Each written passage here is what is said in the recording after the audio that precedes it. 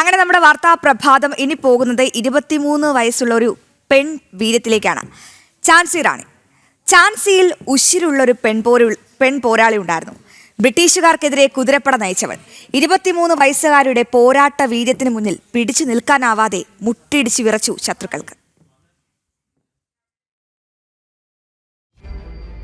ധീരതയുടെയും രാജ്യസ്നേഹത്തിന്റെയും യഥാർത്ഥ ആൾരൂപം അതായിരുന്നു ഝാൻസിയിലെ റാണി ലക്ഷ്മിഭായ്.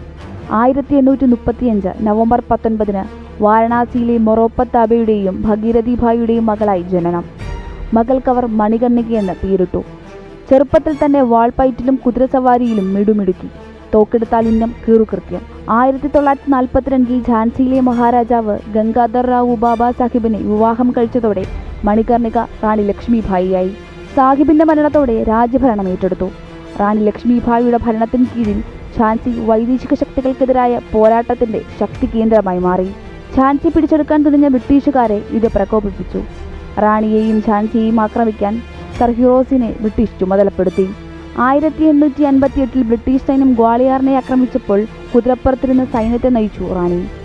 റാണിക്കൊപ്പം പൊരുതാനിറങ്ങിയ വനിതകളുടെ നിര ഇന്നും ചരിത്രത്തിലെ സുപ്രധാന ഏടാണ്. ഝാൻസി വളഞ്ഞ ബ്രിട്ടീഷ് സൈന്യത്തിനെതിരെ വളർത്തുമകൻ ദാമോദരനെ ശരീരത്തോട് ചേർത്തുകെട്ടി ഇരു കൈകളിലും വാളേന്തി കുതിരയുടെ കടിഞ്ഞാൻ കടിച്ചു പിടിച്ച് പൊരുതാനിറങ്ങിയ ഝാൻസി റാണി ആ പോരാട്ട വീര്യത്തെ പിടിച്ചുകെട്ടാൻ വല വിരിച്ചു കാത്തിരുന്നു ബ്രിട്ടീഷുകാർ. ഒടുവിൽ ഒറ്റുകൊടുക്കപ്പെട്ട് ബ്രിട്ടീഷ് പട്ടാളത്തിന്റെ കയ്യിലകപ്പെടുമെന്ന ഘട്ടത്തിൽ ആ ധീരവനിതയ്ക്ക് മുന്നിൽ ആത്മഹൂതിയല്ലാതെ മറ്റ് വഴികളില്ലായിരുന്നു. ബ്രിട്ടീഷുകാരുടെ പിടിയിലാകുന്നത് ദേശാഭിമാനിയായ ആ ഭരണാധികാരിക്ക് സങ്കല്പിക്കാവുന്നതിലും അപ്പുറമായിരുന്നു. നീതിയിലൂടെ ഭരണനിർവഹണത്തിന് പേരുകെട്ട നിലപാടുകളുടെ റാണി കൂടിയായ റാണി ലക്ഷ്മിഭായിയുടെ ജീവിതം ഭാരതത്തിലെ വനിതകളുടെ അടിമത്ത മനോഭാവം തിരുത്തിക്കുറിക്കുന്നതായിരുന്നു.